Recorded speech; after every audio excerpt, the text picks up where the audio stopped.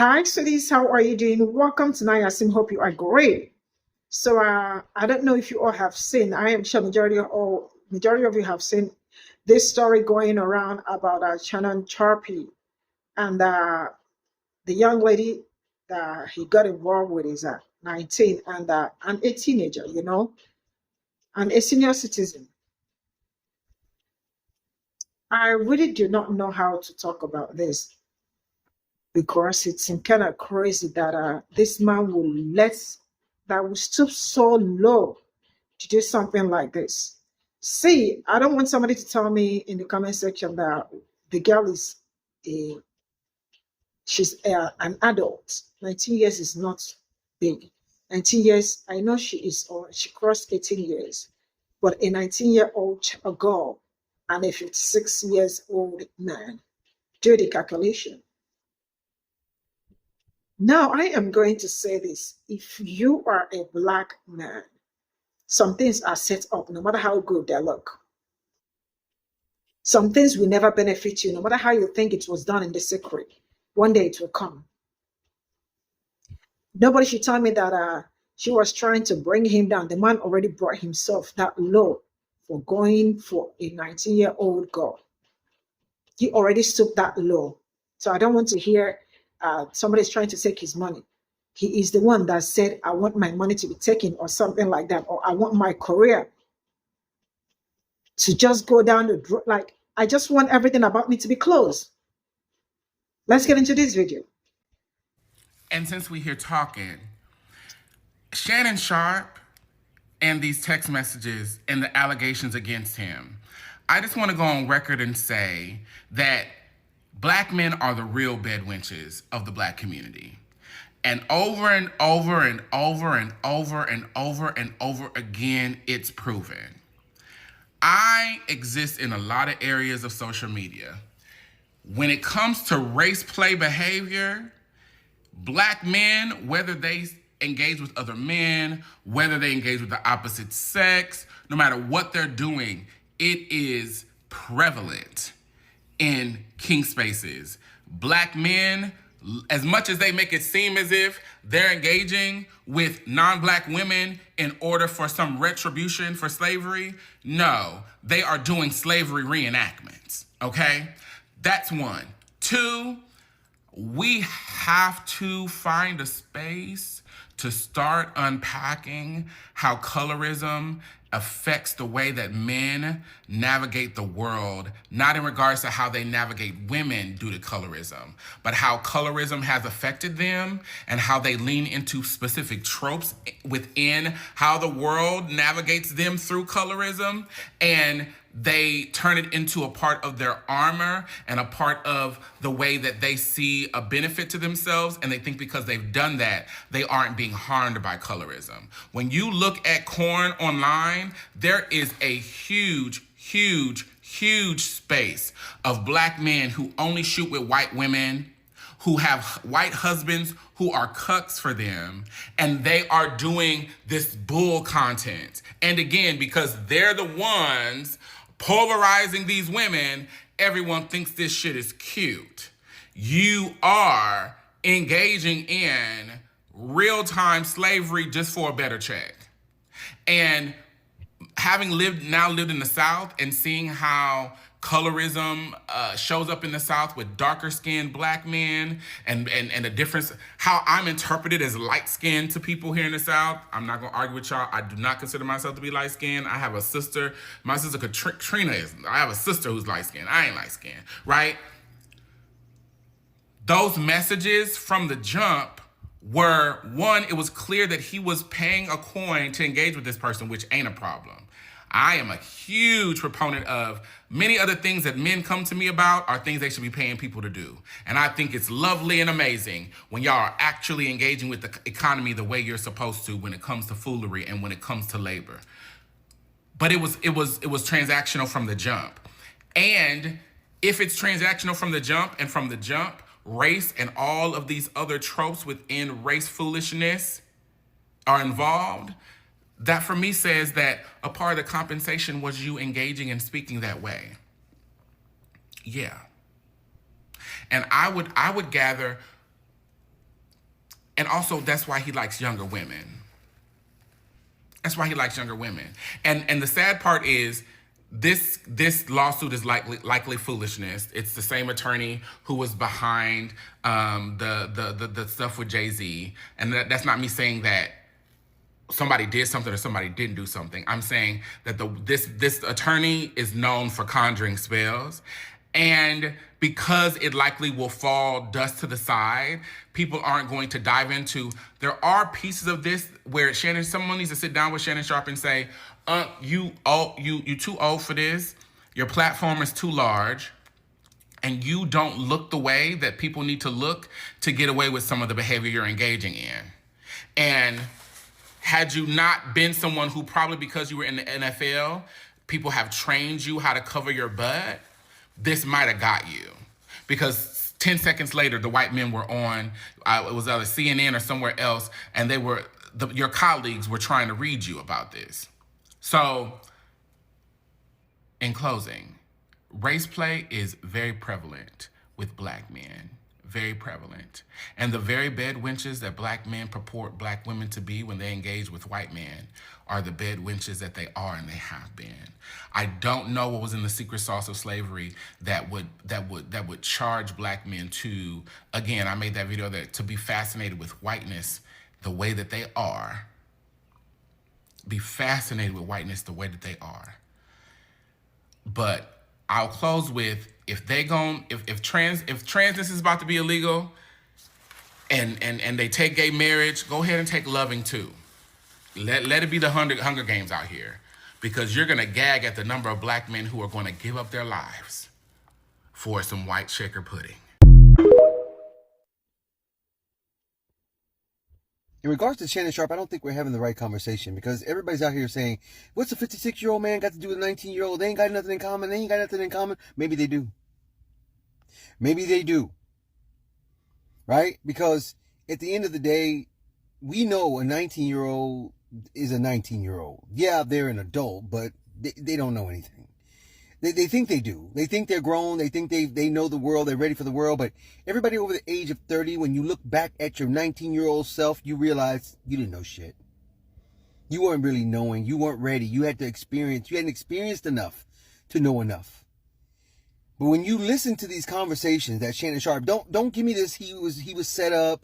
Don't get this, they coming after him. They trying to take him down. Listen to the audio of those conversations.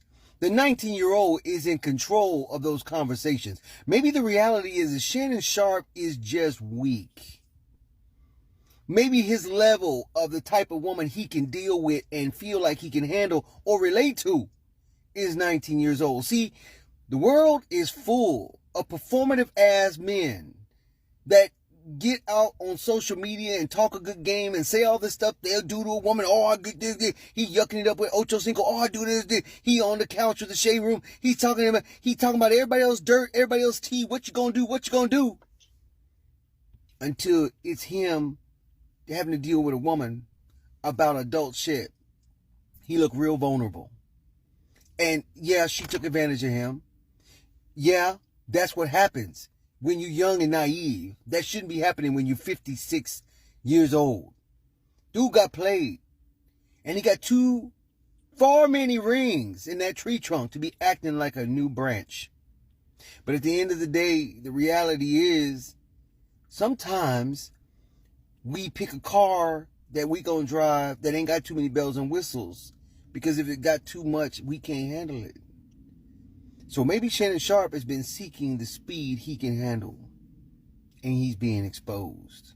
I'm going to be out there telling you whatever I need to say, just like I always do. Maybe he needs to sit on the other side of that couch and tell the real truth. I do not feel bad for Shannon Sharpe. Actually, nail him to the wall.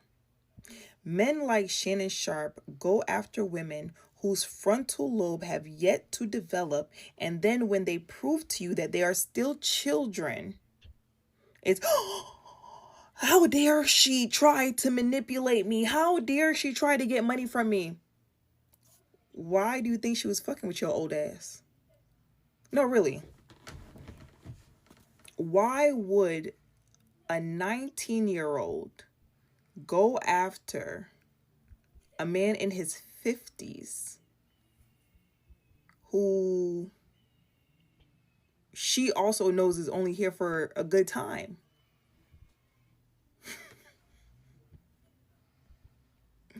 Y'all keep doing this. Y'all keep doing it. It keeps happening because y'all have spent y'all years mistreating women. And then because women have dealt with shit their entire life, you're like, that's baggage. No, that's called common sense. Because a woman will no longer allow you to play with her once a woman gets to the point where she's like, wait a minute. That's when y'all want to be like, oh, she got baggage. She got baggage. She got boundaries. And y'all don't want women with boundaries, with self-respect. Y'all want little girls who is going to do whatever y'all want her to do for a little bit of change. You on that phone telling that girl that you going to choke the shit out of her and that she going to like it. And now she trying to get over on you and you mad. She's in it for money. She's in it for the money. Where y'all problem is, y'all think y'all are bigger than the program. Y'all get so full of yourself that you genuinely think this child wants you for real. Men like that scare me. Because what does a 56-year-old and a 19-year-old have in common? Actually, she's 20 now and he's 56 now. So a 55-year-old and a 19-year-old have in common. What? What do you have to talk about? What life experiences do y'all have to discuss?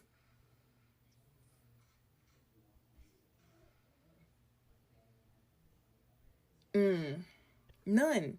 And anytime, and I know men are gonna find their way in their comments like, it's legal. If you have to say it's legal as a way to defend your dating preferences, you're a predator. You're a predator. That's like us saying slavery was bad and y'all be like, well, it was legal. That doesn't make it okay. It used to be legal to beat your wife. It used to be legal to rape your wife. Does that make it okay? I mean, it's legal. Because y'all love to be, she legal, she legal, she legal, she legal. And then you know what I always find so funny? When men get to, well, when people ask them like, well, if you had a 19-year-old daughter and a man in his 50s wanted to date her, would you be okay with that? Well, I mean, if he was going to take care of her and if he was going to, no, you would not. You would not be okay with that. You would think, man, he is dirty. But for somehow y'all can reason with yourselves and think that that's okay. And don't come in the comments talk about Drea, because I think that whole dirty too. I think age gap relationships, any way you shift them, is disgusting. I think in any relationship where there is a significant difference, whether it be finances or age, there is going to be a level of manipulation. If someone has $0 and someone has millions of dollars, power difference. If someone has decades of life experience and someone barely has any, their frontal lobe, their critical thinking skills have yet to fully develop, there is going to be manipulation involved. And it's not appropriate. Y'all be wanting to date children because if you just wanted to date someone a little bit younger than you, whatever. But if the age gap is bigger than the person's age,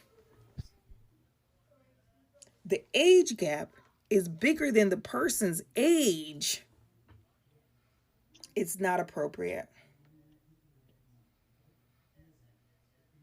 No matter which way y'all try to shake it. Oh, well, he could teach her something. She could get a mentor. Get a mentor. Get a mentor. Get a mentor. Not some dirty old man that wants to do whatever they was doing. And then also, let's tap into the big black baby.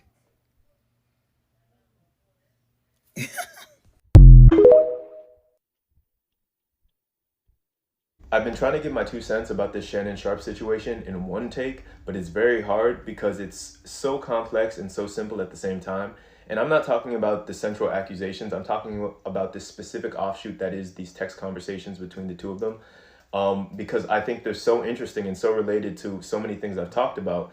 In other videos you can watch for additional context, but I feel like you have to understand the entirety of white supremacy to a certain degree to just wrap your head around what's happening in this text conversation and moreover why it's happening. And again, the best attempt I can make at it is to say that our Western world centers white masculinity. It's a white supremacist society. It puts white masculinity at the pinnacle. And in order to justify that hierarchy and white masculinity's position at the top of it, there are counterbalances that are required because all of these systems are very dependent on counterbalances. And the counterbalance that is offered is blackness, right? And so when whiteness more generally is characterized as like intellectual and civil and, you know, et cetera, et cetera, et cetera, all of these things, the opposite is then, you know, projected onto blackness. And in terms of, I guess, if you were to engender the whole situation, that inherently, or not inherently, but in this context is like implying that blackness is super masculine, right? That is oftentimes tied up in a lot of the stereotypes that are constructed or have been constructed over the previous centuries. Like blackness is masculine, but what does that imply about whiteness, right? And so it creates an inherent insecurity in the pinnacle of this white supremacist society, that is to say white masculinity, when its existence and justification for its position is reliant on an admission that they are not the pinnacle of masculinity according to their own system. And so it's further complicated because it also creates this kind of, there's like elements of taboo, all of these other things. Again, other videos if you want the full context. But it's like the poles are white masculinity, black femininity, and then an increment closer to the center is black masculinity. And so black masculinity has the advantage in this context, in this larger white supremacist system of having all of this masculinity projected onto it, which is very dangerous, right? It's dangerous for everyone. I want to make that clear. But it at least is gender affirming, right? It's gender affirming. And so that is like a little piece of candy. It's a little morsel. It is a psychological wage, much in the way that, you know, white working class people are fed psychological wage, model minorities are fed psychological wage, et cetera, et cetera. It is a psychological wage that is fed to us as black men because it affirms our gender. All right, 2 takes. But it's gender affirming, and this is where it kind of splits into a bunch of different points, right? One, I think because we as a society have had more radical conversations for longer about race, however marred, unproductive, et cetera, they may have been in so many instances, than we have had about radical gender concepts, people across the board are more ready, more equipped to interrogate and point out racism than they are gender. But because these things have intertwined themselves much in the way that racism and capitalism have, right? They all connect like muscle, bone, and sinew. Because they're all tied together, when we try to address race and then we don't apply radical concepts to gender and we continue to affirm and reify these kind of traditional gender binaries, the racism ends up playing itself out through those other systems, right? It's kind of like a whack-a-mole or hydra situation. So in that way, this kind of racist gendered understanding of black masculinity, as well as all of these points along this spectrum, is reified by everyone. Oh shit, readily, and without interrogation.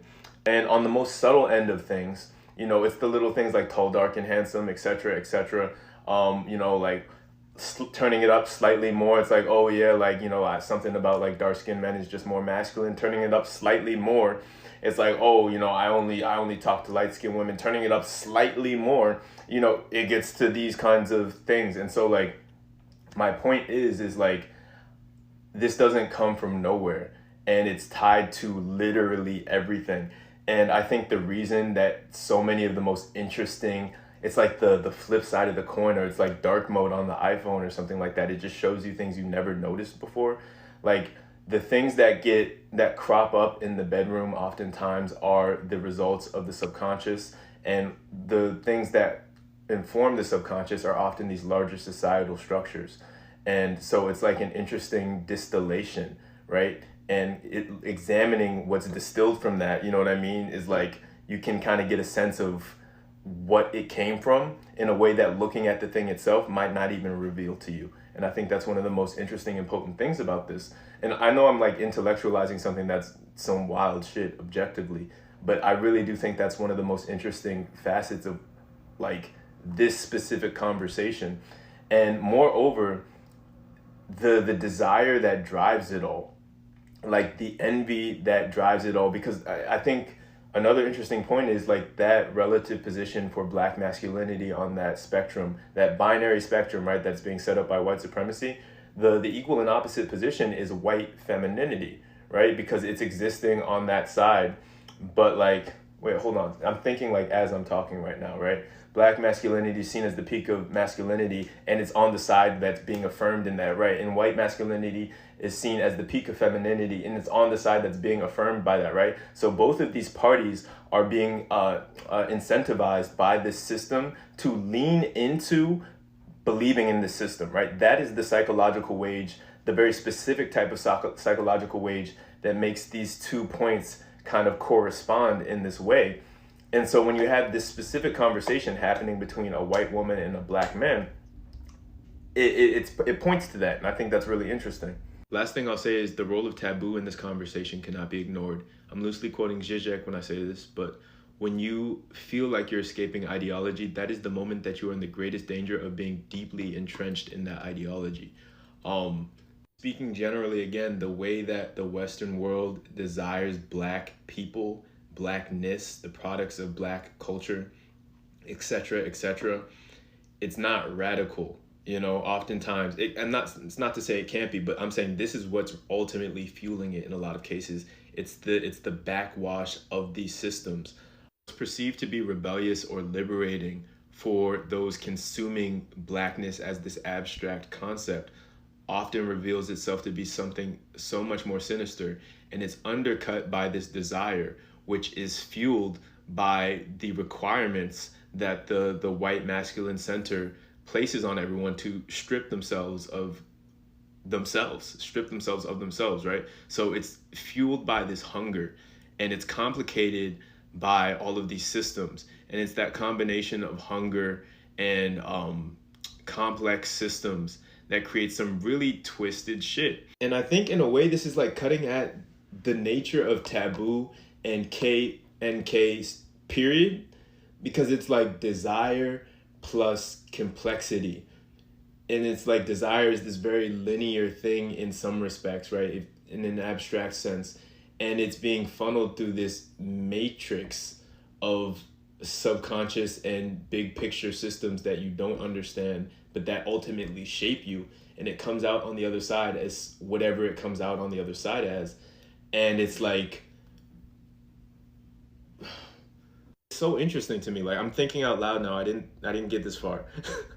But it's like, that's maybe where like, I think this kind of comes back to like the same thing that I'm always talking about in a certain sense. And again, this is not excusing the situation at all. I'm thinking very abstractly about this, not necessarily about the actual situation at this point, but it's like, what am I saying? It's like, okay, going back to my point about the degrees of racialized gender affirmation, it's like when you crank it from 100 all the way back to 0.01, you have to ask, where did the 100% come from? And are we afraid to examine that because that point zero 0.01 is humming in the background everywhere all the time. And it's the fear of acknowledging it that creates the taboo that then fuels the instances where it peaks out at 100 and then everyone is just like, where did this come from? Yeah. There's something more. I can't fully put my finger on it, but I've seen a lot of people saying like, you should blank shame in some cases, go to therapy. That's real, right? But there's like an attempt on the part of the brain, I feel like in many instances, to self-heal through these K and Ks, even when it's ineffective. And there's a potential there. That sounds crazy. What I'm saying is like, here's what I'm saying, right? Like when you are sad, when you're depressed, you just want to do things that make you more sad or more depressed. So when someone has like an issue that manifests itself through a K and K, it's like there is an attempt to self-soothe and you think it's listening to sad music, but in some cases it's actually the exact opposite. What you need is actually the exact opposite. Is that making sense? And so like in this instance, Shannon Sharpe participating in this stuff is indicative of deep issues, in my opinion, right? And on some level, on a desire level, his brain is telling him this is acceptable, or I should seek this out or tolerate this. And same for her in a weird way, right? More related to her gender, but it's so complicated. I can't get into all of it. The point is like it's an indicator that something needs to be healed, and it might be able to be healed in the bedroom, but it's more than likely the exact opposite of what you think you need. Because when you're hurting, sometimes your first inclination is to like affirm that hurt and wallow in it. Bro, this is too deep for TikTok. Y'all not.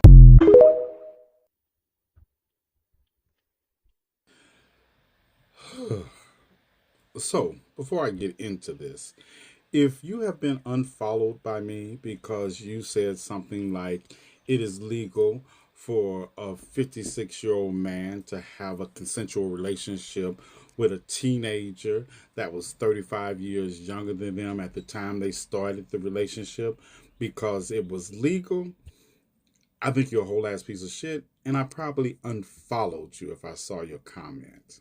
Besides the fact that slavery was once legal in this country, it is legal in 26 states in the United States to marry your first cousin, your aunt or uncle's child.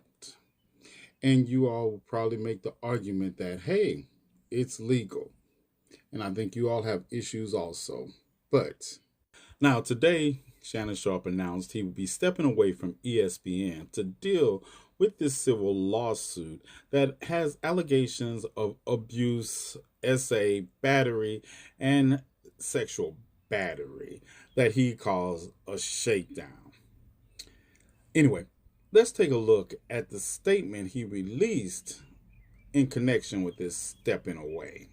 So this statement is on his official X page, and it makes you wonder who helped him write this. But I digress. Let's just get into it.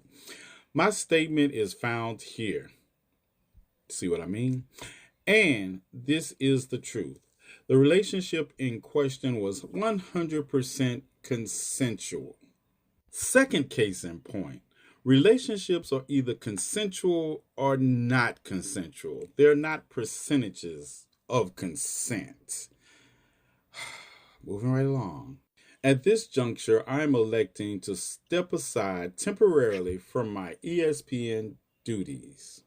Now, the following really took me out. I will be devoting this time to my family. Maybe if you would have been devoting that time to your family before, you wouldn't have had time to run around with a 19-year-old engaged in. I digress. Moving right along. And responding and dealing with these false and disruptive allegations set against me. Refer back to what I said about the family. I plan to return to ESPN at the start of the NFL preseason. I sincerely appreciate the overwhelming and ongoing support I received from my family, fans, friends, and colleagues. Shannon Sharpe. Now, I think you all know where I stand on this situation due to the last video I posted on this situation. I said, if you choose to call him uncle, you can't call me uncle. See, justifying this kind of behavior from somebody this old with a teenager, and I'm going to get into the shakedown part in just a moment, is the same kind of mentality that causes us to overlook, cover up this kind of behavior in the black community when it comes to our children from that creepy ass uncle that we should have been sent to feed the fish a long time ago. And for those of you all who are defending Shannon Sharpe by saying that the 19-year-old somehow was setting him up to say what he said and to engage in the activities he's engaged in, I need you all to pick a struggle. Either he's a predator or he's stupid. And two things can be true at the same time. And before you come back to my post after this lawsuit works its way through the system, understand I do not care how this lawsuit turns out, because it's not the lawsuit that is the problem. It is the behavior that he has admitted to in connection with the lawsuit. That will not change no matter how this works out. Y'all have the day you deserve. Dog, the more they keep coming out about this Shannon Sharpe goddamn situation, it's just sad overall, bro. It's just shameful overall. Just wow. And then to see the niggas be like, well, y'all don't care when Leonardo DiCaprio doing that. Y'all don't care when Tracy Ellis Ross, like, but y'all can't never y'all can't never bring up something or address something that men be doing, we be doing, without bringing up the white man or a fucking woman. Like, goddamn, bro, we can look at the Shannon Sharpe situation and say that shit don't make no goddamn sense. That man is damn near 60 years old, running around with a 19, 20-year-old OF chick, getting shook down by her. You know what I'm saying? The people y'all comparing this shit to just because of the age shit, niggas ain't looking at Shannon Sharpe because, oh, he an old dude dealing with a young bitch. It's like, bro, he is that old mind you, this man has been rich and famous for most of his adult life. He got drafted when he was 24, been a premier tight end by the time he was like, what, 27? So you've been rich and famous damn near your whole life, right? Just to get shook down and played by a 19, 20-year-old OF chick. A girl who, like, dog, your daughter is older than her. Them other people, Tracy Ellis Ross ain't getting shook down by no young dude. Leonardo DiCaprio, we don't be knowing what he be doing. Like, that's what we talking about when we bring up his age, bro. Like, how are you getting finessed by? And the thing is, like, he's been in the industry for a long enough time period. If he into some weird race play, fetish, kinky, beating, whatever that he clearly is into, there are professional women who you can pay for their services that do exactly that shit for those type of dudes. And you get professionalism and discretion. Why are you going for a random chick with the status, the fame, the position you are in? A random chick at the gym. A random basic thumb-faced white girl at that. But this ain't the first time he done got caught up behind a white girl. Like, now I understand. I see why a lot of these industry dudes, these rappers, athletes, entertainers, actors, mess around and pass around the same handful of chicks in the industry. Because at the end of the day, at least them handful of chicks understand the game or whatever it is, and they gonna be quiet. They ain't gonna mess up your paper. But the minute Shawty didn't sign that NDA, you should have went on about your business. Period. Like, how you let Shawty record a 10-minute plus video of y'all doing whatever y'all doing and you ain't got no copy of that? First of all, why you letting her record and just run off with it? Like, it's just shit like that, and you supposed to be damn near 50-something, 60-something years old, bro. Then be on his podcast and shit, talking about them young players and how they move and how they operate, and that's how you moving, bro.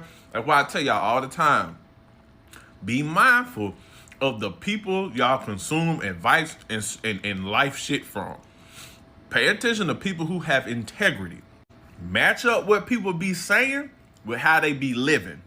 That is very vital to how y'all sit here and consume other people's words and advice and shit like that.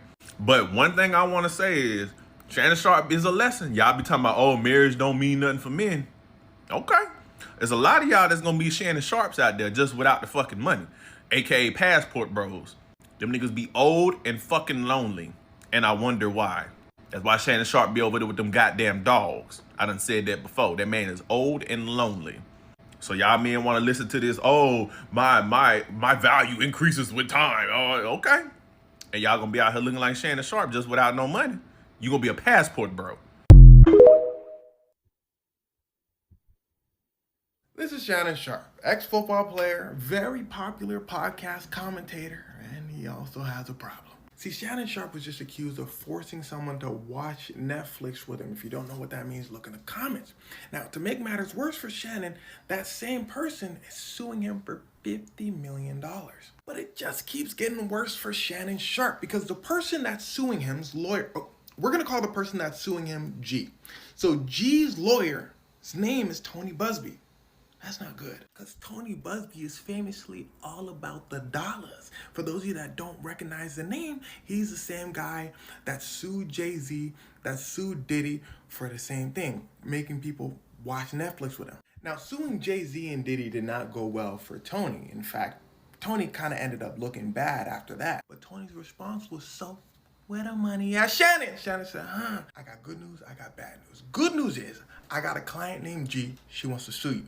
Shannon said, then what's the bad news? Tony said, oh no, it's the same news. It's just good for me and bad for you. Now, I need you to listen closely. Tony having this conversation with Shannon happened before the news came to light. And celebrities obviously don't want this type of information to come out. True, not true, don't matter. You look bad, your dollars start to dwindle. So Tony basically telling Shannon, make us an offer and maybe everybody doesn't have to hear about this. Shannon did not make the right offer. Shannon allegedly offers $10 million. Clearly wasn't enough because Tony tells the world G is suing Shannon Sharpe because he forced her to watch Netflix. And here's where things start to get wicked. Shannon Sharpe comes out and says, cap, almost immediately. And an all-out war begins. See, the battle of public opinion nowadays is almost as important as the legal battle itself. What you think about Shannon Sharpe matters. If everyone thinks he did it, his career's over. So now you're the jury, and now you start hearing facts. Tony tells you, by the way, everybody, there was a 30-year age gap. I just thought you should know. Girl was like 19, Shannon was around 50. Heads up. Shannon says, okay, well, first of all, Tony Busby trying to blackmail me. Heads up. Second of all, the relationship between me and G was consensual. Tony says, okay, but as soon as the relationship stopped being consensual and she says stop, you kept going. More specifically, Shannon would get verbally abusive. He knew where her house was. And while Shannon and G were watching Netflix together one time, she told him, look, you gotta stop. He did not stop. Shannon says lies. And by the way, her name is... He drops her real name, which I don't think you're supposed to do. She tried to file this lawsuit anonymously. Shannon said, anyway, here are the texts that she sent me and here are the texts that I sent her. He drops pages of texts that they sent between each other, basically trying to show that they had a consensual relationship and some of their Netflix watching was rough. Now, I'm not going to get into the specifics of these messages, but boy, let me tell you, one of them read. Let me just tell you one. It said, hey, Shannon, you know I charge $25K for each cheek. Shannon with it. He said, hell yeah. Matter of fact, let me tell you another one. It said, Shannon, put a... Boy, here, let me just write it in the notes app for you. Okay. Tony said, Shannon said, furthermore, I know you planning on releasing a video of me, so when you release the video, Tony, make sure you show the whole video. Because listen closely, Shannon Sharpe says Tony and Gabby have a video clip of Shannon looking pretty rough. But Shannon said, look, if you see the whole video, it's not going to be as bad as it seems. Tony says, or what if I release this? Tony releases an audio clip of Shannon and G having a conversation. And it's weird. It's basically G saying Shannon's trying to manipulate her and Shannon telling her not to use that word or he's going to choke her. But it's difficult because in court, Shannon's going to say, that's how we talk. That's how we play. She's going to say the opposite. Basically, everything you're going to hear is Shannon saying he was rough but consensual. G and Tony saying Shannon was rough, consensual, then not consensual. And if it's not consensual once, you'll face consequences. At least you should. This is all I got from this video, and I am going to say something. I don't know, I have been saying this if you have been following me for a very long time. And that is, I said this also during this period and all that is there. See, as a black man, it is only those that want to hear will hear. And those that do not want to hear, it's okay too. But I will keep saying it. As a man, you are. There is a certain level, or you don't even have to reach a certain level, right? As you are growing and you want something good for yourself as a man, there are some things you must resist, no matter how hard they come, no matter how strong it comes. You must resist it because no matter how you think this is a conceptual thing or something, like, trust me, in the end, it is going to burst. Now, tell me how, as huge as this man is, now he is about to be dragged to the mud. And also, I heard that ESPN is also trying to step away from him. Man, this is just disgusting. Can we be truthful? Can we be truthful for once? I know that girl is an adult, right? 19 years, 55 or 56 years. Man, can you people check the age gap? That is 30 something years. I don't know, it might be happening, but like, can some men understand that some things are trapped, no matter how good it looks? It is a trap. It is a trap to ruin you. Don't you understand this? How do I scream this for you to understand that some men are just not okay? And I am not going to make this thing black men thing. But this man really messed up. I don't know how you want to say it. I don't know how you want to, whether you want to cover him up or agree to it. But this is just a no-no. Like, how did he wake up and say it is how many years? Wait, did you forget who these people? Sometimes I look at these people and I am like, does it mean that you all do not know your history?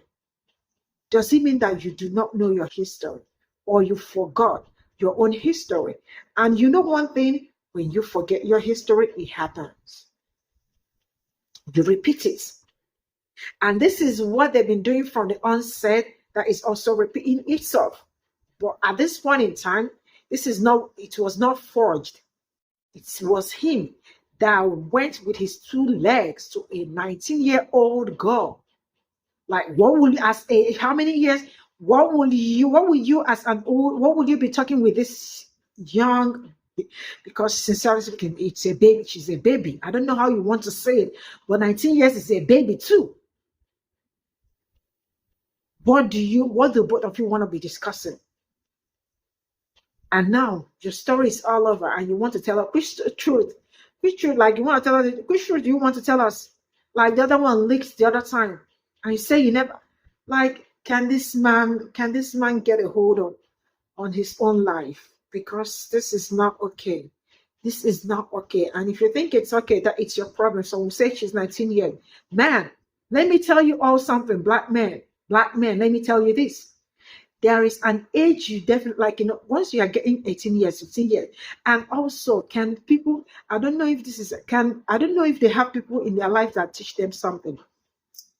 Please start telling your child that once you clock 18, 19 years, there are some things you should not be caught doing, because any tiny mistake, especially when living with these people you all are living with, it send you to an early grave. It might actually not send you to an early, like, straight up you're dying, but everything that got to do, it's like as good as finished. Because this man's career is about to just, for no reason, for just being silly. For how many minutes, or like maybe how many minutes joy or sweetness? I don't know. Well, it's not okay. Bye for now.